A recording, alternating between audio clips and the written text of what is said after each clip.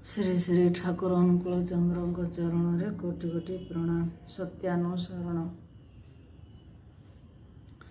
ଅନ୍ଧ ହେବା ଦୁର୍ଭାଗ୍ୟ ସତ, କିନ୍ତୁ ଯଷ୍ଟିଚ୍ୟୁତ ହେବା ଆହୁରି ଦୁର୍ଭାଗ୍ୟ। କାରଣ ଯଷ୍ଟି ହିଁ ଅନେକାଂଶରେ ଚକ୍ଷୁର କାର୍ଯ୍ୟ କରେ। ସ୍କୁଲକୁ ଗଲେ ହିଁ ତାଙ୍କୁ ଛାତ୍ର କୁହାଯାଏ ନାହିଁ, ଆଉ ମନ୍ତ୍ର ନେଲେ ହିଁ ତାଙ୍କୁ ଶିଷ୍ୟ କୁହାଯାଏ ନାହିଁ।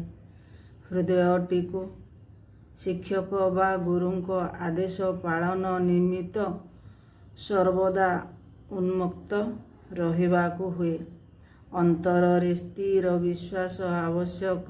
ସେ ଯାହା କହିଦେବେ ତାହା ହିଁ କରିବାକୁ ହେବ। ବିନା ଆପତ୍ତିରେ, ବିନା ଓଜରରେ, ବରଂ ପରମ ଆନନ୍ଦରେ। ଜଣେ ଛାତ୍ର ବା ଶିଷ୍ୟ ପ୍ରାଣପଣେ ଆନନ୍ଦର ସହିତ ଗୁରୁଙ୍କ ଆଦେଶ ପାଳନ କରିଛି, ସେ କଦାପି ବିଫଳ ହୋଇନାହିଁ।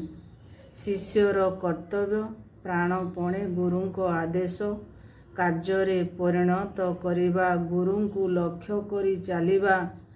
ଯେତେବେଳେ ଦେଖିବ ଗୁରୁଙ୍କ ଆଦେଶରେ ଶିଷ୍ୟର ଆନନ୍ଦ ହୋଇଛି, ମୁଖ ପ୍ରଫୁଲ୍ଲିତ ହୋଇ ଉଠିଛି, ସେତେବେଳେ ବୁଝିବ ଯେ ତାର ହୃଦୟରେ ଶକ୍ତି ଆସିଛି। ଜୟ ଗୁରୁ।